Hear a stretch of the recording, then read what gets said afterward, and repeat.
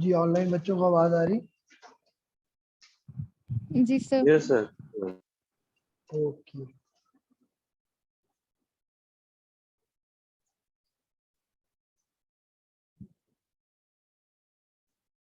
हाँ जी, असाइनमेंट किया आप लोगों ने?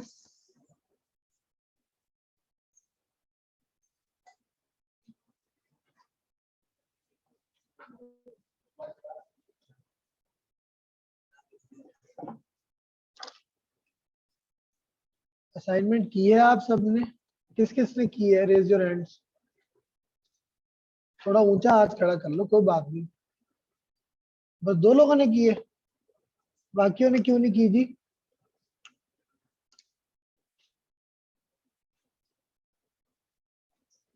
आपने क्यों नहीं की? टाइम नहीं मिला। आपने? हाँ जी। अच्छा, आपके साथ वाला? हाँ जी, क्यों नहीं की? नहीं की वो तो मुझे पता है।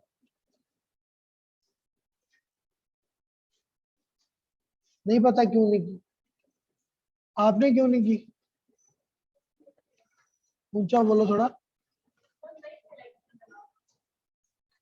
नहीं समझ आई। लास्ट लेक्चर में नहीं थी आप भी नहीं थी लास्ट लेक्चर में? याद नहीं रहा। आपने क्यों नहीं की? आपने क्यों ये?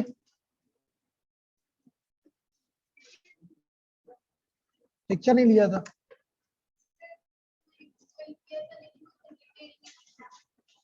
गूगल किया था, कुछ मिला नहीं?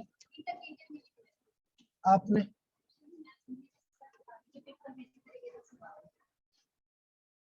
मैंने क्लियरली उस दिन असाइनमेंट दी है। आप तो बल्कि मुझसे खुद असाइनमेंट लेने भी आई थी पहले लेक्चर के बाद। आपने क्यों नहीं की?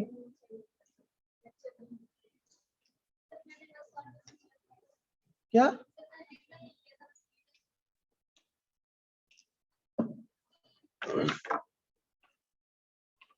भाई इनको थोड़े ना रूल्स मेरी क्लास के समझा दो। ये किसी और ही खुमार में बैठे हुए हैं। ना मेरे पास फ्री टाइम है कि मैं आप लोगों के साथ इस तरह से अलहदा आके मगजमारी करूं, बच्चों की तरह असाइनमेंट लूं। नेक्स्ट टाइम से अगर आप लोगों का ये रिस्पॉन्स होगा तो I won't be giving you any assignment.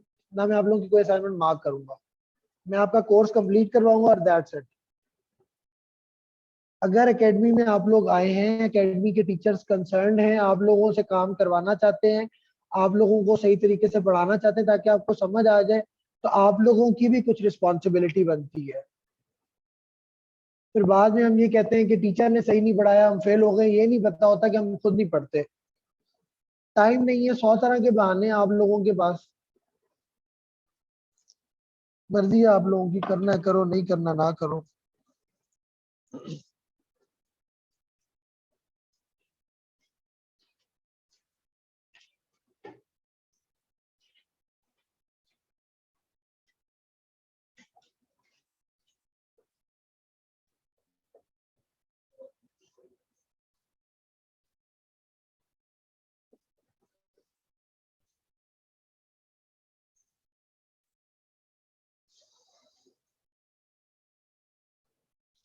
प्लेटो और एरिस्टोटल के बाद जो इम्पोर्टेंट हमारे पास एक फिलोसफर है वो आया है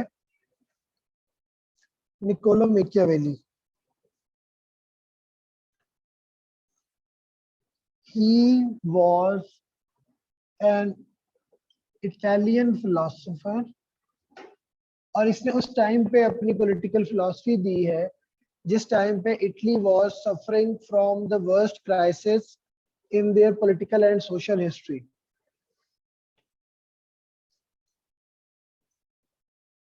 और इसका जो मेन फिलॉसफी है, political philosophy. Excuse me sir. जी सर थोड़ा बड़ा लिख देंगे?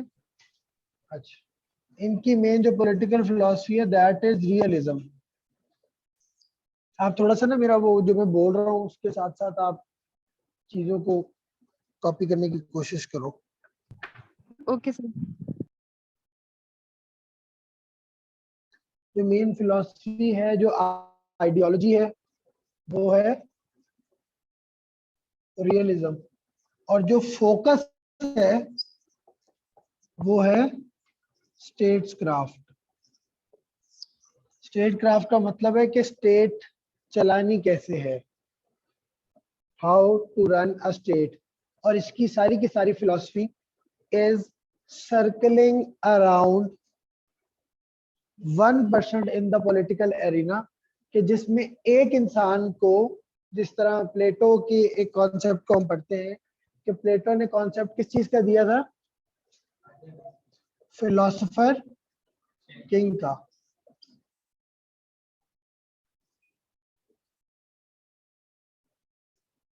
इस टाइम पे जो इटली था that was fragmented in different city states, जिसमें आपका फ्लोरेंस था, नेपल्स था, मिलान था, वेनिस था। जब हाँ ये वैसे हल्के कर दो, आप लोग भी आगे आ जाओ थोड़ा, मुझे बहुत ज्यादा जोर से फिर बोलना पड़ता है पीछे तक आवाज पहुंचाने के लिए।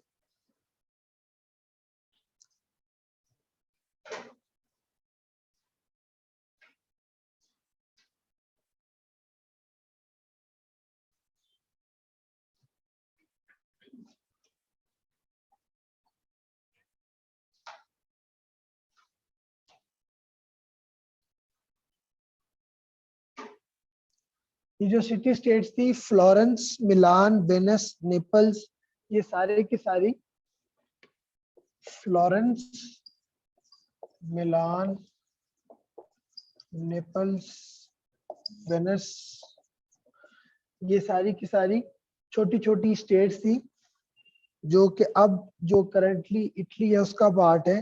तो उस टाइम पे इटली वाज नॉट यूनाइटेड, और ये कंट्रोल करना चाहती थी इटली के ऊपर।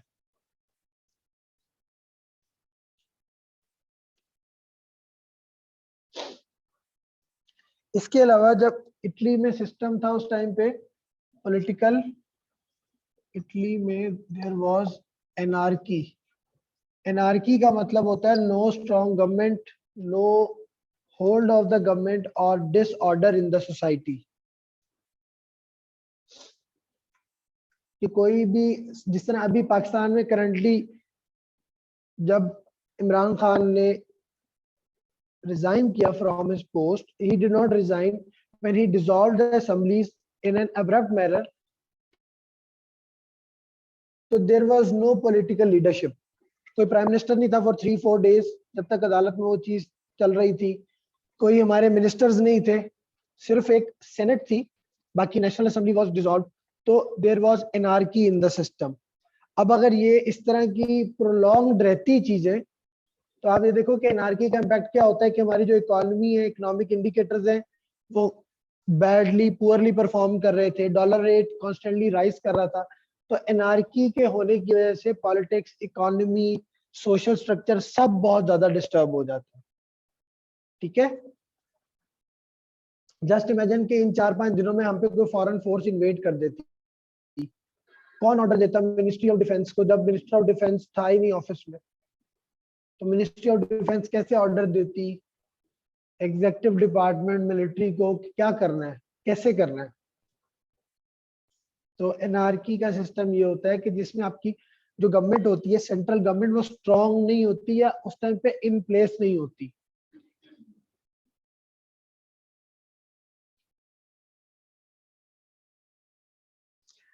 निकोलो मैकियावेली ने अपनी जितनी भी पॉलिटिकल फिलॉसफी लिखी है वो एक बुक में लिखी है, और उस बुक का क्या नाम है? The Prince. प्रिंस बिस्किट खाते हो ना आप लोग, वही वाला है, उसी तरह का, जिस तरह का वो बना होता है। उस पे एक उसने तलवार उठाई होती है और एक प्रिंस का सूट पहना होता है। और उस टाइम पे गवर्नर था of Florence, Lorenzo de Medici, MEDICI, LORENZO, Lorenzo de Medici. ये गवर्नर था फ्लोरेंस का। तो निकोलो मैकियावेली ने इसके लिए ये बुक लिखी थी। उस टाइम पे लोग बुक्स लिखा करते थे just to earn, just to get the fame of a leader और अ रूलर। और उसने इसको कहा था कि आप आके इस एनार्किक सिस्टम को कंट्रोल करें। और उस बुक में द प्रिंस में उसने बताया कि the state should be governed bye a prince. और उसने उस प्रिंस की कुछ क्वालिटीज बताई कि जिस तरह प्लेटो ने कहा था फिलोसफर किंग की कुछ क्वालिटीज बताई, इसी तरह उसने कुछ प्रिंस की क्वालिटीज बताई इस बुक में। तो सबसे इंपॉर्टेंट काम जो है मैकियावेली का वो द प्रिंस है। अक्सर सिर्फ द प्रिंस पे भी क्वेश्चन आता है।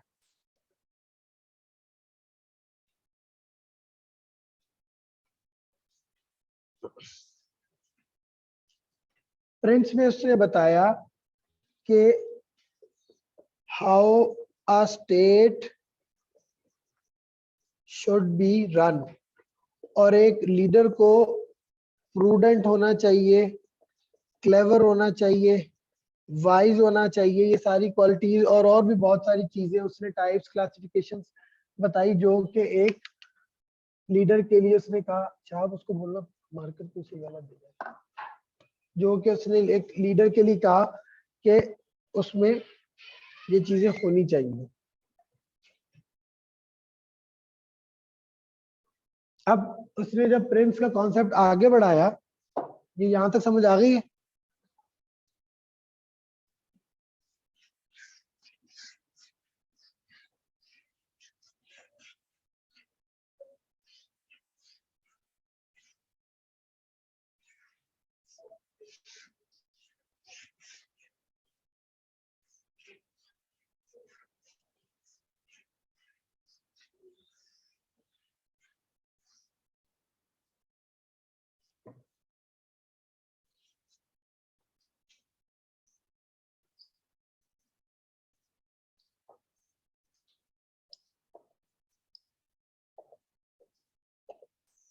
उसने जब प्रिंस का कॉन्सेप्ट आगे बढ़ाया तो उसने ये बताया कि प्रिंस किस तरह की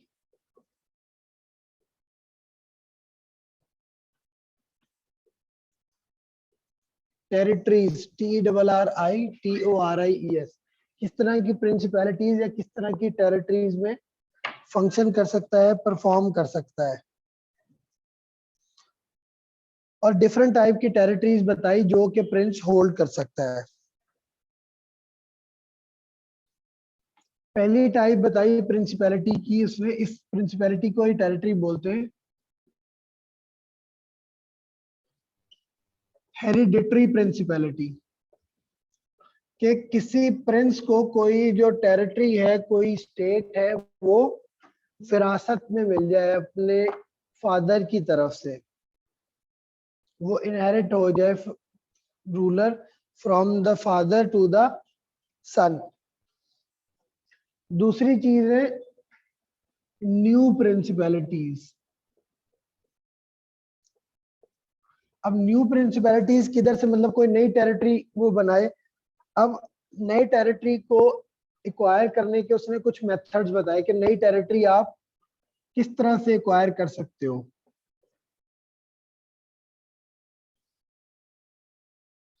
किस तरह से एक्वायर की जाती है टेरिटरी किसी भी जगह की।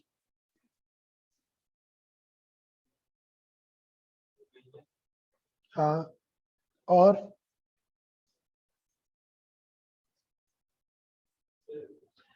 आप किसी, हाँ, कॉन्क्वेस्ट करो किसी जगह पे, किसी जगह को फतह कर लो, डिस्कवर करके कॉन्क्वेस्ट कर लो। ठीक, सॉरी, बाय करके, बाय करने का कॉन्सेप्ट नहीं होता, अलायंस कोई कर लो, किसी के साथ कोई एग्रीमेंट कर लो। बाय करके ना एसेट्स खरीदे जाते हैं, टेरिटरीज नहीं खरीदी जाती। पोर्ट्स होते हैं, पोर्ट्स खरीदी जाती है।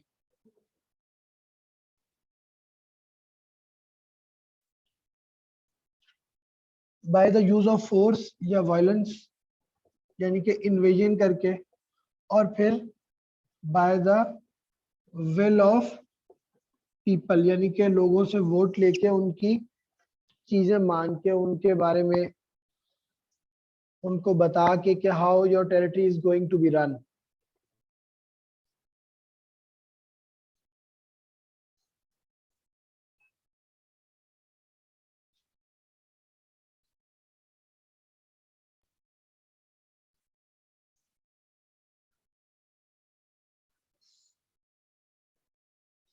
फिर एक होती है मिक्स टेरिटरीज।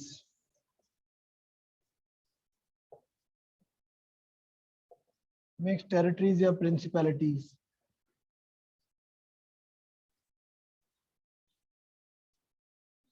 कि एक रूलर की कोई ऑलरेडी एग्जिस्टिंग टेरिटरी है तो आप उसको एनेक्स कर लें।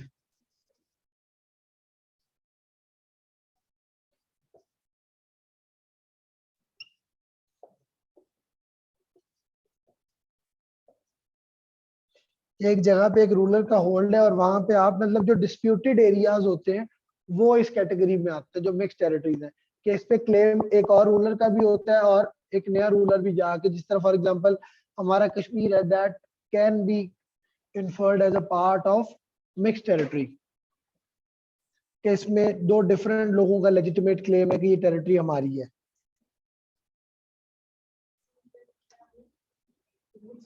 Annex,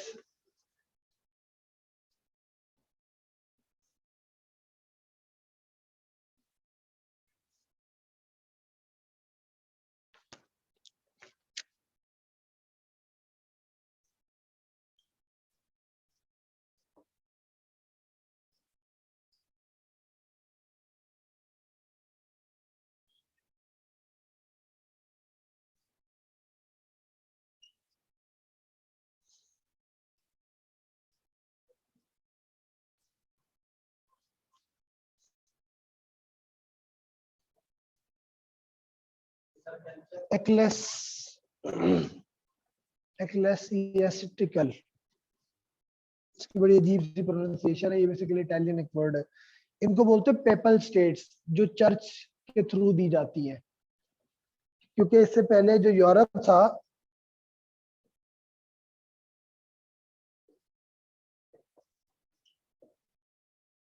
जिनको कंट्रोल चर्च करते होते, यूरोप था उस टाइम पे, चर्चेस का बहुत ज्यादा इन्फ्लुएंशियल रोल था ऑन द पॉलिटिक्स। तो चर्च का जो पोप हुआ करता था, जो वहां का फादर होता था, he used to be the ruler of the land, और वो अपना जो हुक्म है वहां पे लोगों पे चलाया करता था।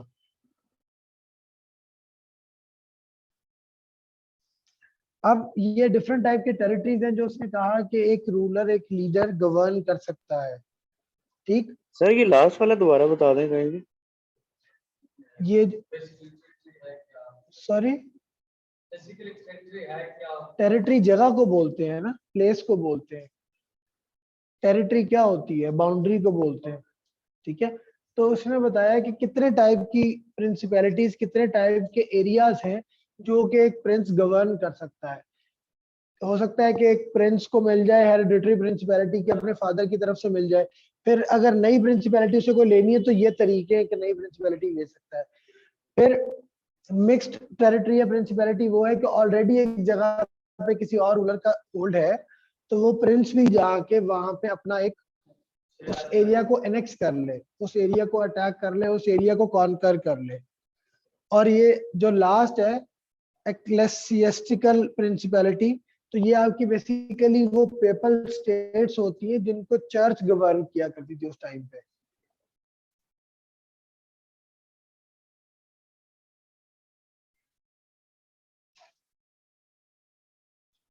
उसने ये कहा था कि ये जो हेरिडिटरी प्रिंसिपैलिटी है ये इजी होती है गवर्न करने के लिए। ये इजी इसलिए होती हैं कि they obey the orders of the ruling class, कि उन्होंने उसके, अब जिस तरह फॉर एग्जांपल एक बात बड़ी ऑब्वियस है कि मोहतरमा बेनजीर भुट्टो की सीट पे ही बिलावल लड़ता है और वहां से इलेक्शन जीतता है। अब बिलावल की अपनी जो पॉलिटिकल बैकिंग है, 2018 का जो वो इलेक्शन जीता है, उसकी उससे थोड़े से पहले तो वो पाकिस्तान है, उसकी कोई बहुत ज्यादा रूट्स तो नहीं है पाकिस्तान में या पाकिस्तानी पॉलिटिक्स में, बट रूलिंग क्लास जो होती है, पीपल बाउ इन फ्रंट ऑफ देम, लोग उनके ऑर्डर्स मानने के आदी होते हैं। तो रूलिंग क्लास में जो ये हेरिडिटरी पॉलिटिक्स होती है, इसीलिए मोनार्क्स के लिए, किंग्स के लिए इसको करना आसान होता है, they are easier to govern, क्योंकि लोगों में एक आदत इन बिल्ट होती है कि they have to obey the orders of their masters. ठीक है, जो आपकी न्यू और मिक्स टेरिटरीज हैं, अब अगर तो उनकी लैंग्वेज और कस्टम्स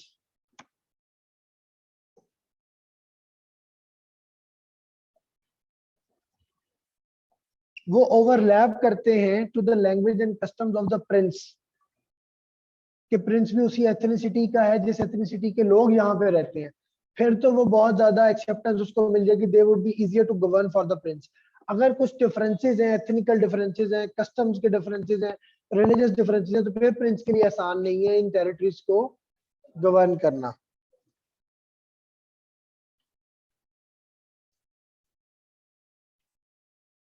और फिर जो ये होती है, जो न्यू प्रिंसिपैलिटीज हम लेते हैं by the will of the people जो लेते हैं, तो इनमें क्या करना होता है, इसमें लोगों के लिए पब्लिक ट्रस्ट को विन करना बहुत जरूरी है। मतलब इन सारी टेरिटरीज में उसने बेसिकली कंपैरिजन ये ड्रॉ किया हुआ है कि किस टेरिटरी को प्रिंस ने अगर चलाना है तो उसके लिए इजियर टू गवर्न का क्या रास्ता होगा, और उसको चैलेंजेस कौन कौन से फेस करने पड़ेंगे।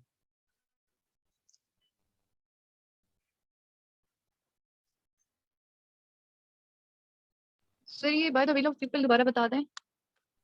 By the will of people वो होती है कि जो लोगों के वोट से, लोगों की रजामंदी से लोग आए होते हैं गवर्न करने के लिए, जिस तरह डेमोक्रेसी में होता है। उस टाइम पे डेमोक्रेसी का कॉन्सेप्ट इस तरह से नहीं था जिस तरह से आज है, लेकिन लोगों के लिए एक्सेप्टेंस, लोगों के राइट्स के लिए काम करने का कॉन्सेप्ट जरूर था। तो अगर लोगों की विल है कि हमें ये बंदा गवर्न करे, तो अगर एक प्रिंस आता है ऐसे हालात में गवर्न करने और वो लोगों की विल को जीत लेता है, मासेस के दिल में अपनी जगह बना लेता है, जिस तरह के रूल्स प्रिंसिपल्स वो चाहते हैं वैसे ही उनको बना देता है, तो उसके लिए इजी हो जाता है गवर्न करना। ठीक है। जी सर। अब अगर तो ये प्रिंसिपैलिटीज हैं, तो फिर प्रिंस के लिए कुछ आर्मीज भी होंगी। तो प्रिंस की किस तरह की आर्मीज हो सकती हैं जो कि एक प्रिंस को पोजेस करनी चाहिए।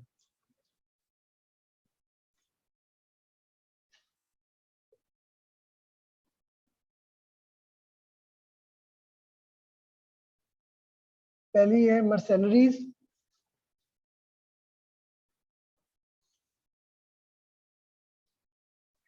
ये आपके हायर्ड सोल्जर्स होते हैं, मतलब आपने पैसे पे किए होते हैं और आपने इनको हायर किया होता है।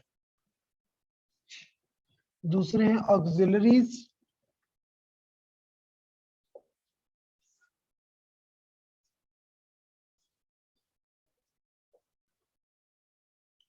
ये आपके किसी और दोस्त ने आपको दिए होते हैं या आपने किसी से लोन पे लिए होते हैं ये soldiers, they are loaned by others. तीसरे होते हैं नेटिव ट्रूप्स।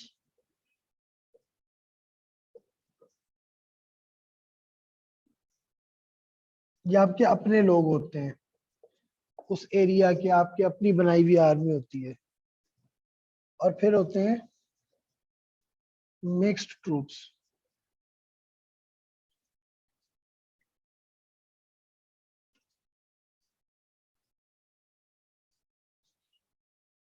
और ये इसमें native troops plus other troops, कि नेटिव या ऑक्सिलरीज और मर्सेनरीज में से कोई आए होते हैं।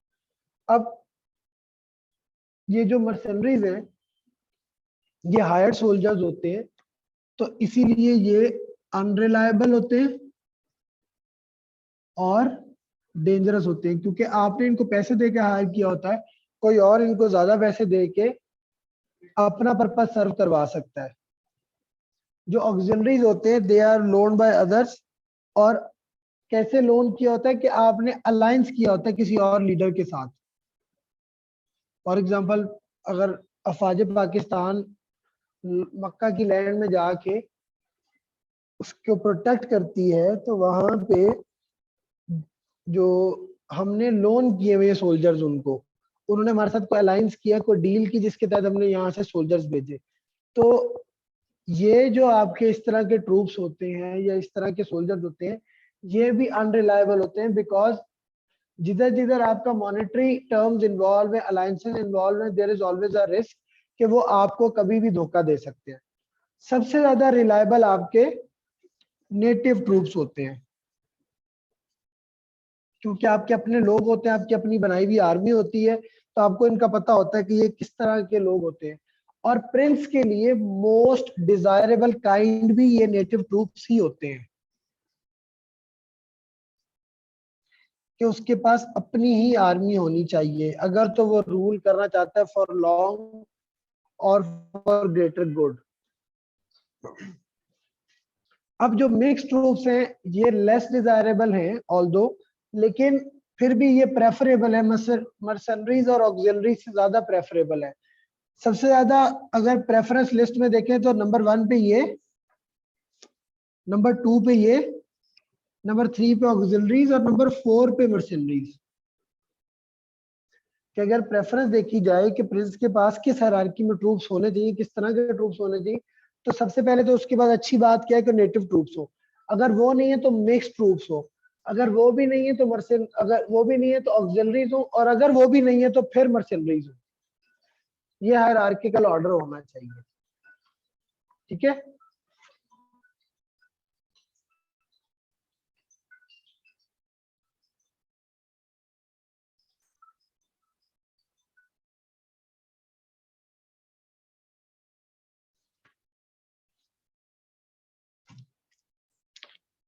ये क्लियर हो गया, इसको नोट कर लिया, मिटा दूं।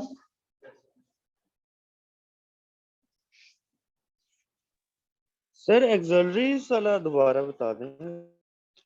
ऑक्सिलरीज आपके वो सोल्जर्स होते हैं जो आपने दूसरों से लोन किए होते हैं, दूसरों से थ्रू अलायंस लिए होते हैं। जिस तरह मैंने आपको बताया कि पाकिस्तान अगर कहीं पे किसी मिशन पे, किसी यूएन के मिशन पे अपने फोर्सेस भेजता है, तो वो जो फोर्सेस है, वो जो ट्रूप्स होंगे वो ऑक्सिलरीज की कैटेगरी में आएंगे, क्योंकि हमारा उनके साथ कोई अलायंस हुआ होगा, कोई डील हुई होगी, कोई एग्रीमेंट हुआ होगा जिसके तहत वो हमने उनको अपने सोल्जर्स भेजे होंगे, उसके बस हमने उनसे कुछ पैसे लिए होंगे या कोई और डील की होगी।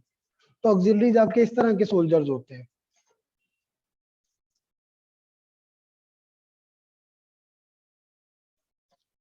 कैरेक्टरिस्टिक्स ऑफ प्रिंस,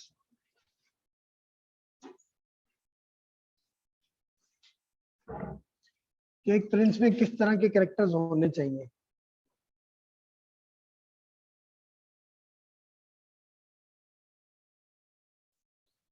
अब according to Machiavelli, man is a passionate being, और वो रीजनेबल नहीं होता। मैन क्या होता है? पैशनेट होता है, और वो नॉट रीजनेबल होता है। और ये कॉन्सेप्ट किसको अपोज करता है? प्लेटो को। So reasonable mean? Reasonable means कि वो लॉजिक को, रीजन को ज्यादा इंपॉर्टेंस नहीं देता। और 4 पैशंस होते हैं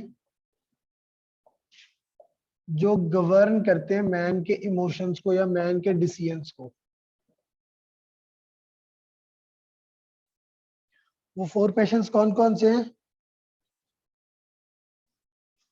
लव, हेट्रेड, फियर और कॉन्टेम्प्ट।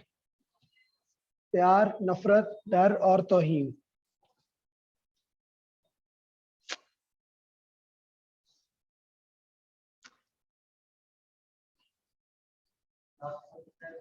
कॉन्टेम्प्ट। अब ये जो लव और हेट्रेड है, ये आपस में क्या है? इनकम्पैटिबल है, कि एक ही टाइम पे कोई बंदा लव और हेट्रेड नहीं कर सकता। और फियर और कॉन्टेम्प्ट है, ये भी आपस में क्या है? इनकम्पैटिबल है। कि आप किसी से डरते भी हो और आप इतनी जुर्रत भी रखते हो कि आप उसकी तौहीन कर लो, ये भी इनकम्पैटिबल है।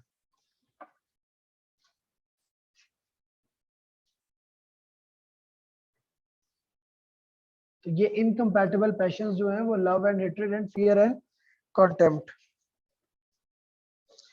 जो कंपैटिबल पैशंस हैं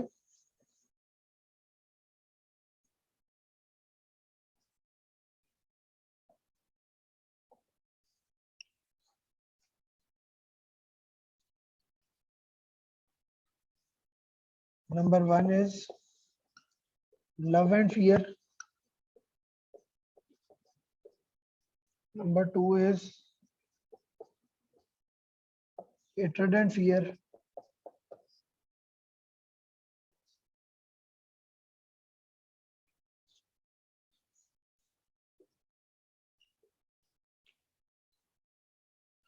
Love and contempt.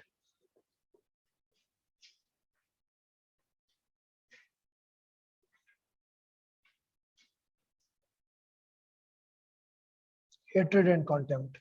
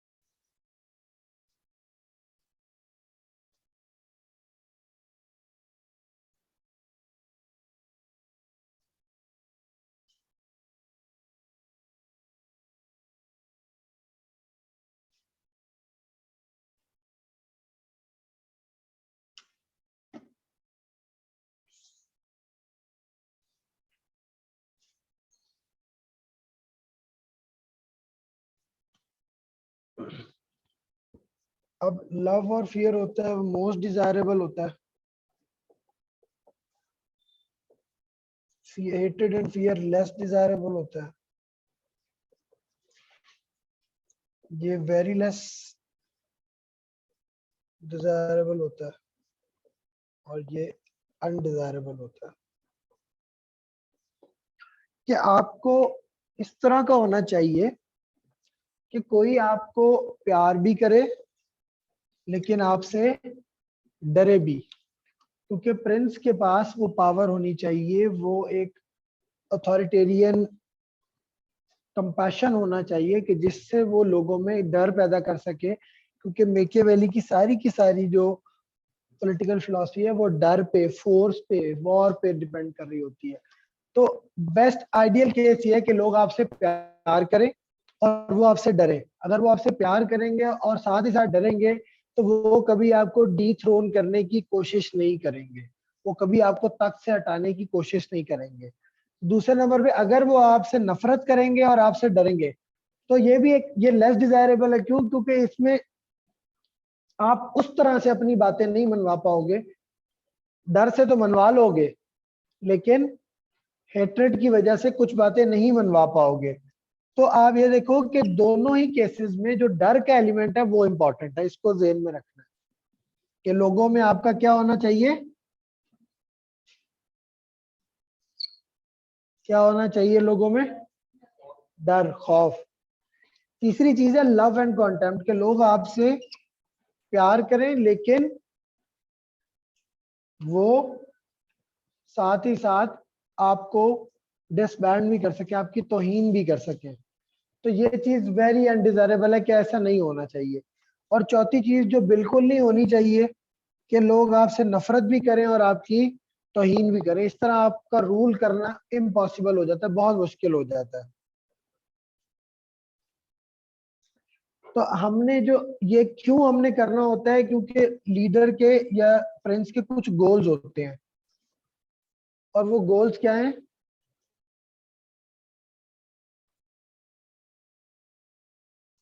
To avoid anarchy,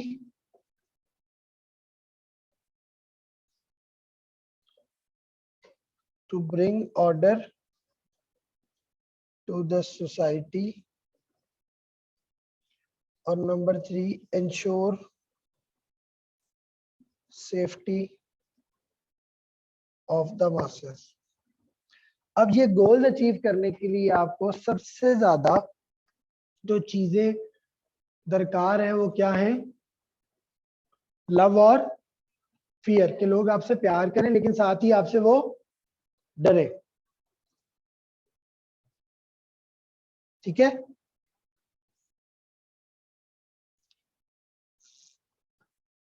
दो चीजें आप देखोगे इसमें कॉमन है कि हर हालत में आपके क्या होना चाहिए, फियर। और दूसरी तरफ आपने मैक्सिमम कोशिश करनी है कि कंटेम्प्ट को अवॉइड करें। क्यों? क्योंकि अगर आप इसको अवॉइड नहीं करेंगे तो there will be every chance कि वो आपको डिथ्रोन कर देंगे, आपको आउट ऑफ रूल कर देंगे, आपको हटा देंगे, आपको प्रिंस नहीं मानेंगे। तो पहली बात ये कि फियर लोगों में आपका होना चाहिए, लेकिन कंटेम्प्ट आपका नहीं होना चाहिए। इसीलिए फियर और कंटेम्प्ट इनकम्पैटिबल है। समझ आई ये बात? सर ये लास्ट वाले 3 पॉइंट्स रिपीट कर दें। टू अवॉइड एनार्की, कि वो जो आपका पॉलिटिकल सोशल सिस्टम ऑर्डर जो कि एक बुरी शेप में था उसको अवॉइड करना है। To bring order to the society और to ensure safety of the masses.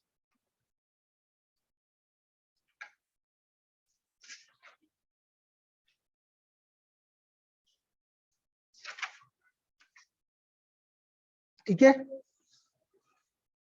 Okay sir, thank you. ये हो गया। ये बेसिकली इसकी सारी की सारी पॉलिटिकल फिलॉसफी जो घूम रही है वो किसके इर्द गिर्द घूम रही है?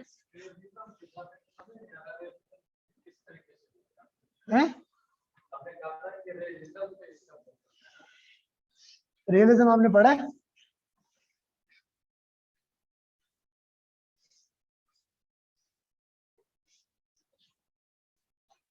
रियलिज्म पता है होता क्या है?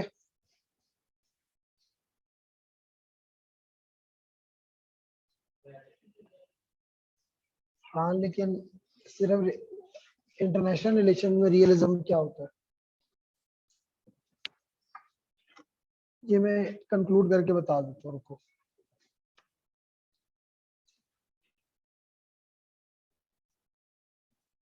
Machiavelli on war.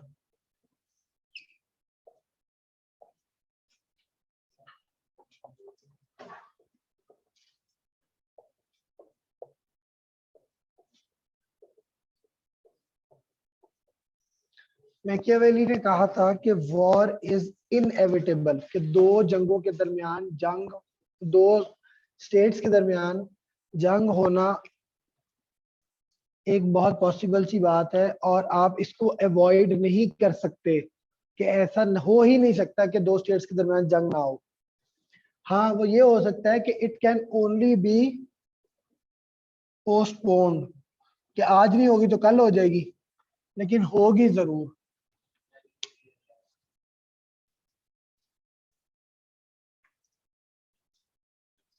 क्यों?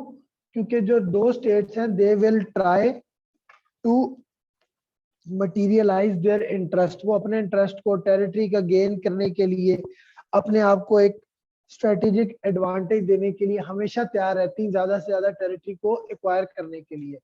तो जो रूलर है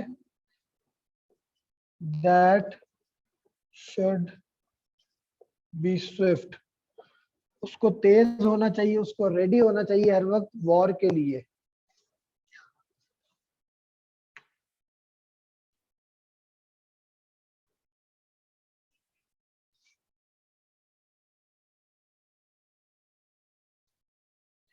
अब अगर आपने ज्यादा टेरिटरी लेनी है, ज्यादा लोगों को रूल करना है, तो आपको क्या करना पड़ेगा?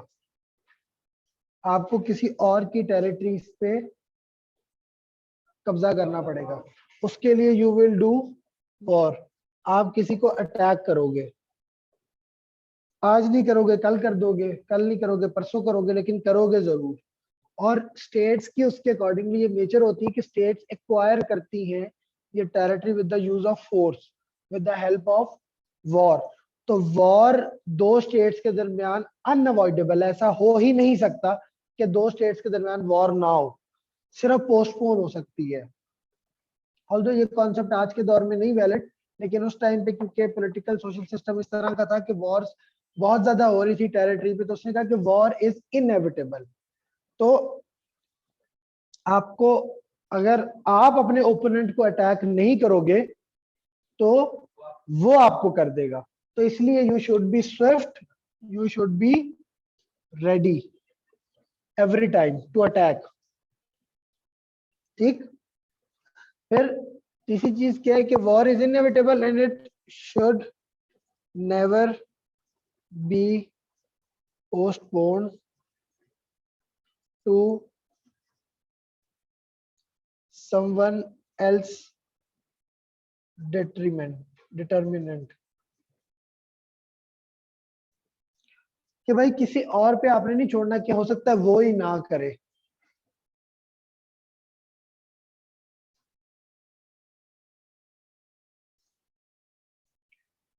तो आपने इस चक्कर में नहीं रहना, आपने क्या करना है, आपने प्री एम्प्टिव स्ट्राइक कर देना है,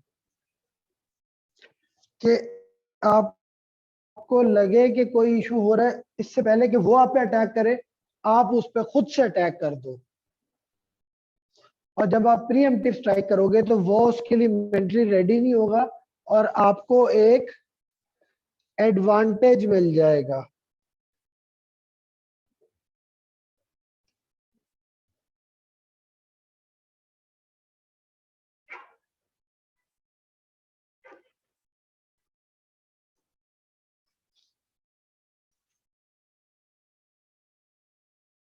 फिर उसने कहा कि जो politics is all about getting and keeping power, कि पॉलिटिक्स सिर्फ इसी चीज का नाम है कि आपने पावर को किस तरह से हासिल करना है, पहली चीज, और फिर दूसरी चीज आपने उसको अपने पास रखना है, मेंटेन करना है।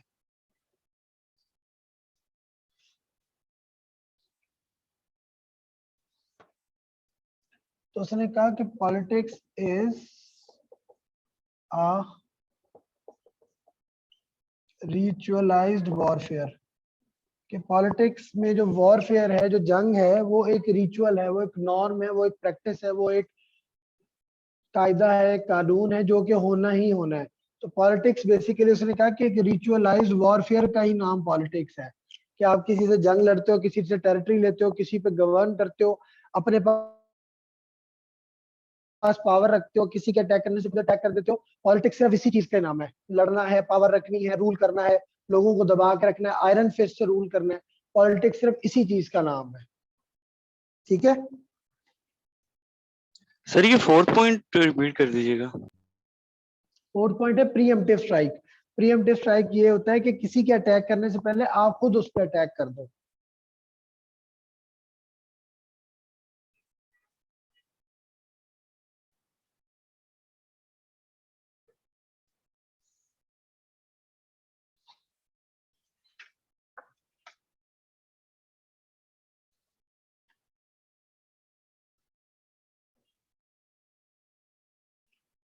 ये हो गया, वॉर के बारे में समझ आ गई कि उसने क्या कहा था।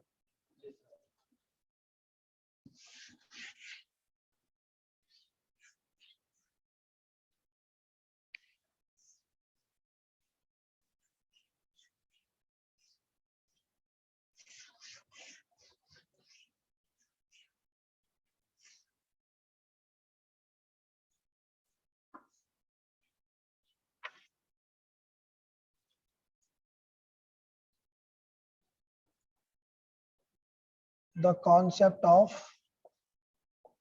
विर्चू, ये विर्चू VIRTU है, सिर्फ ई नहीं है।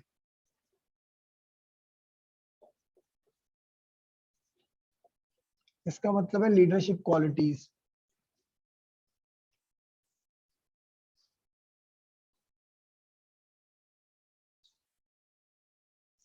कि एक प्रिंस में किस तरह का स्किल सेट होना चाहिए, कि उसको कैसा होना चाहिए कि वो ये जो सारी चीजें हैं, किस प्रिंसिपैलिटीज को रूल कर सके, लोगों की टेरिटरी पे आ सके, वॉर कर सके, उसको कैसा होना चाहिए।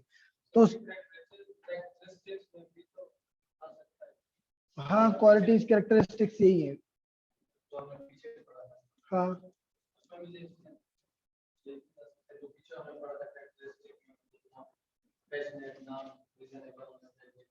वो इमोशनल कैरेक्टरिस्टिक्स हैं कि किस तरह का होना चाहिए लोगों में आपका इमोशन, ठीक है, कि लव, फियर, हेट्रेड, कॉन्टेम्प्ट, वो कैसा होना है। ये आपके पर्सनल ट्रेड्स कैसे होने चाहिए। तो उसने ये कहा कि we live in a morally incoherent world, कि वो जो उसकी इखलाकी इकदार है वो को बहुत ज्यादा अच्छी नहीं है। अब क्योंकि मैंने बताया था कि philosophy does not move in isolation, तो उस टाइम के जो इटली के हालात है वो सारे के सारे इसको अफेक्ट कर रहे थे। एनार्की थी सिस्टम में, सब लोग अटैक करना चाहते थे इटली को इन्वेड करना चाहते थे, उसको कॉन्कर करना चाहते थे। तो इसके अगेंस्ट फिर उसने ये सारी फिलॉसफी दी कि इन सारी चीजों से बचने के लिए, लीडर को ऑर्डर लाने के लिए, एनार्की लाने के लिए, चीजों को बेहतर करने के लिए कैसा होना चाहिए। तो इनहेरेंटली हमारे पास जो है इनकोहेरेंट वर्ल्ड है।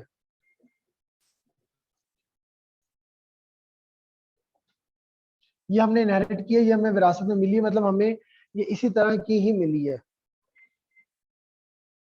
और there is a one sharp distinction between what one wants and what one gets, कि आप चाहते क्या हो और आपको मिलता क्या है, इसमें थोड़ा सा डिफरेंस है। तो जो बहुत सारे डिजर्विंग पीपल इस तरह के होते हैं जो कि 10 मिनट्स नीचे ऑफिस में, बहुत सारे डिजर्विंग पीपल इस तरह के होते हैं जो कि वो उनको वो नहीं मिलता जो वो डिजर्व कर रहे होते हैं।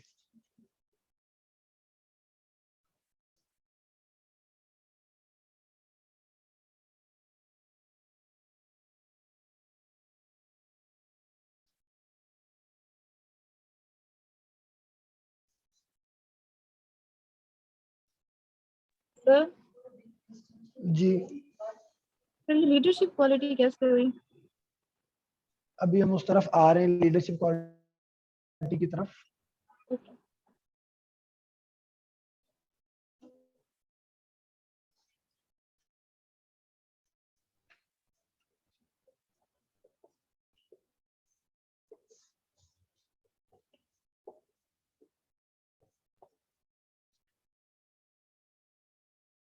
Virtue is the quality that enables to face the blows of misfortune.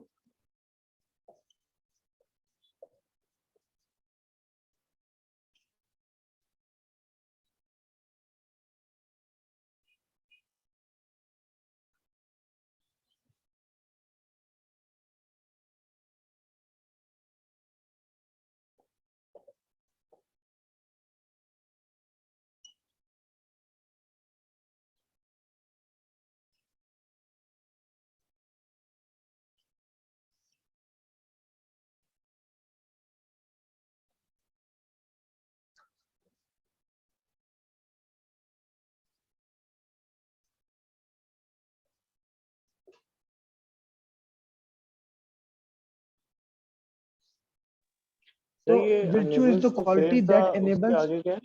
हाँ जी सब, हाँ भैया बोल के रिपीट कर देंगे।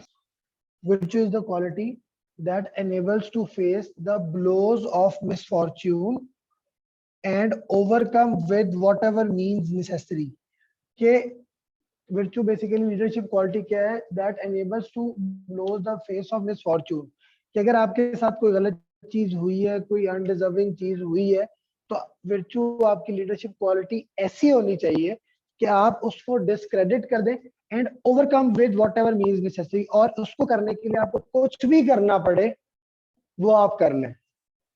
कुछ भी से मुराद है कि वॉट एवर मीन्स क्या हो सकते हैं, कि इनमें कुछ भी में क्या हो सकता है, कि आपको आना चाहिए how to manipulate the passion of others, कि बाकी लोगों को आपने मैनिपुलेट कैसे करना है, उन पे कभी प्यार से, कभी धोखा दे के, कभी चीजों को ट्रस्ट करके। हाउ टू एक्वायर टेरिटरीज, आपको ये पता होना चाहिए। How to fight war, how to design armies, मतलब ये सारी क्वालिटीज आपको अगर ये सारी चीजें करके आपको आइडिया होना चाहिए कि आप अपनी ये जो आपके साथ ब्लोज ऑफ मिसफॉर्च्यून हो गए हैं, आप इनको, आपको आपकी गवर्नमेंट खत्म करने की कोशिश करता है, कोई आपके अगेंस्ट रेवोल्यूशन लाने की कोशिश करता है, कोई सोसाइटी में अनार्की लाने की कोशिश करता है, तो ये सारे मीन्स आपको अगर आते हैं तो फिर आपको क्या होना चाहिए, the prince needs to be a moral, कि उसे बिल्कुल ही गैर इखलाकी होना चाहिए और कोई भी एब्सोल्यूट मॉरल स्टैंडर्ड्स नहीं होने चाहिए जो वो अपने लिए सेट करे। जब उसे लगे कि मॉरल वैल्यूज पे कॉम्प्रोमाइज कर लेना चाहिए तो वो मॉरल वैल्यूज पे कॉम्प्रोमाइज कर ले।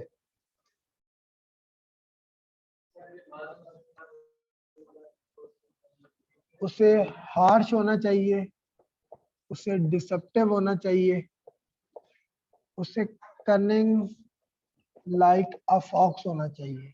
क्या आप कह रहे हो?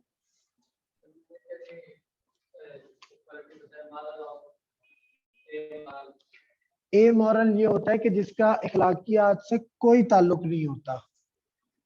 एक होता है ना इमोरल के जो इखलाकी इकदार को कम इस्तेमाल करता है, ए मॉरल होता है जो बिल्कुल इखलाकी इकदार को वैल्यू नहीं करता। उसे ए मॉरल होना चाहिए, उसे हार्श होना चाहिए, उसे डिसेप्टिव होना चाहिए, उसे कनिंग लाइक अ फॉक्स होना चाहिए। क्यों?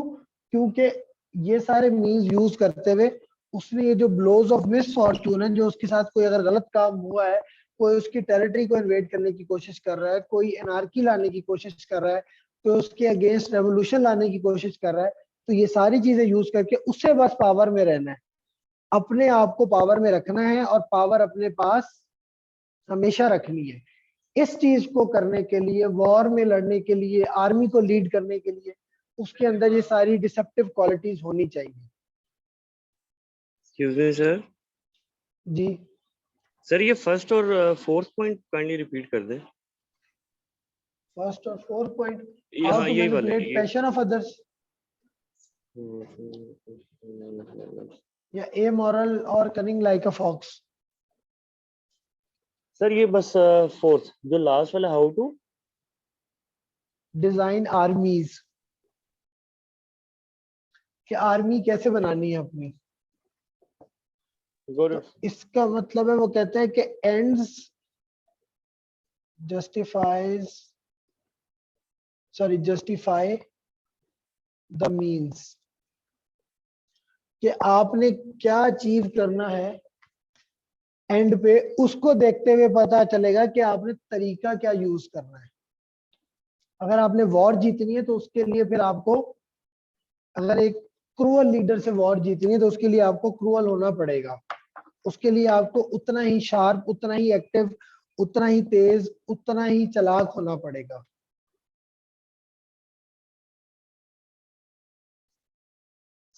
ठीक है?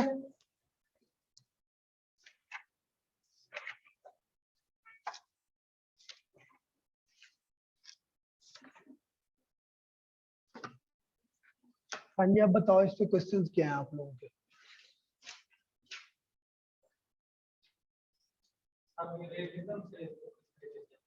रियलिज्म बेसिकली एक ऐसे फॉर्म ऑफ, एक ऐसी थ्योरी ऑफ इंटरनेशनल रिलेशन के जिसमें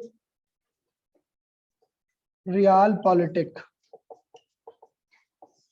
के एक्चुअल फॉर्म में किस तरह से चीजें होती हैं, एक्चुअल दुनिया में पॉलिटिक्स कैसे चलती है, based on actual presumptions of the world, के स्टेट ने क्या करना होता है। स्टेट ने स्टेटिज्म को प्रमोट करना है, सिक्योरिटी को, सेल्फ हेल्प, ये स्टेट के पर्पसेस होते हैं। सेल्फ हेल्प,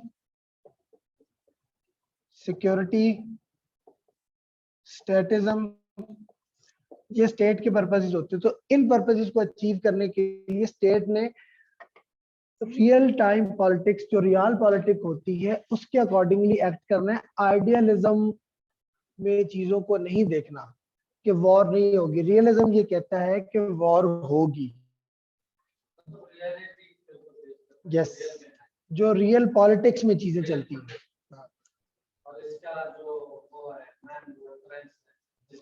हाँ, मेन जो इसका वो पहला फिलोसफर है जिसने रियलिज्म के ऊपर चीजें लिखी थी वो प्रिंस मैकियावेली ही था। हाँ, लीडर रूलर को कैसा होना चाहिए, ये प्रिंस के बारे में सारा उसने लिखा है। ठीक है, और कोई क्वेश्चन आप लोगों का? नहीं सर जी। सर ये आपने ब्लोज ऑफ मिसफॉर्चून के बारे में क्या बताया था? ब्लोज ऑफ मिसफॉर्चून के बारे में ये बताया था कि अगर आपके साथ कोई इस तरह का काम हो जाता है कि जो आपके करंट ऑर्डर को, पावर को चैलेंज करने की कोशिश करता है, तो वो आपका ब्लो ऑफ मिसफॉर्चून होता है। Okay sir, thank you. मैं असाइनमेंट भेज दूंगा एकेडमी के ग्रुप में, मैं या शाह साहब भेज देंगे, तो वो आप लोगों ने नेक्स्ट वीक में, जो पुराने बच्चे हैं उन्होंने ये जो मैंने पहली वाली असाइनमेंट वो भी करनी है और ये जो नेक्स्ट असाइनमेंट मैं दूंगा ये भी करनी है। ठीक है।